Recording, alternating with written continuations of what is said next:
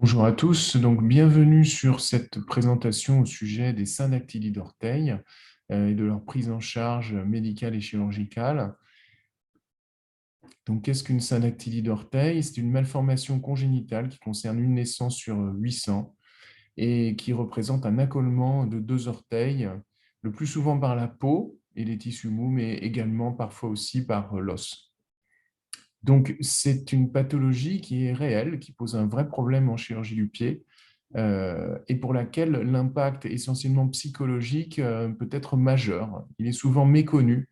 Il existe une souffrance réelle chez les patients qu'il faut prendre en compte dans le bilan préopératoire et dans la prise en charge médicale avant d'en arriver là. Il faut laisser un délai de réflexion aux patients, prendre le temps de les écouter pour savoir quelle est vraiment l'origine de leur souffrance. Le traitement chirurgical peut être envisagé et peut représenter pour les patients un réel soulagement. Ce sont des patients qui souvent vont être gênés, voire réellement handicapés dans la vie quotidienne, ne pas pouvoir aller à la plage, ne pas pouvoir aller à la piscine, voilà, de peur de montrer ses pieds qui crée un réel complexe.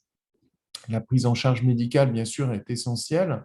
Une prise en charge psychologique peut être proposée, l'adaptation du chaussage ou une psychothérapie comportementale. Mais dans certains cas, cela ne suffit pas et donc le traitement chirurgical peut être indiqué.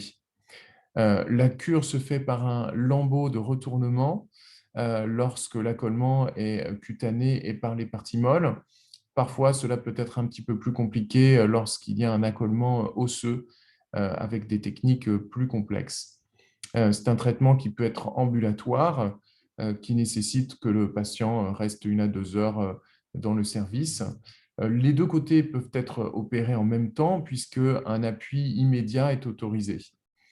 Il y a ensuite des soins de cicatrisation. Ça peut être un petit peu long, en moyenne 1 mois, afin que tout soit recouvert.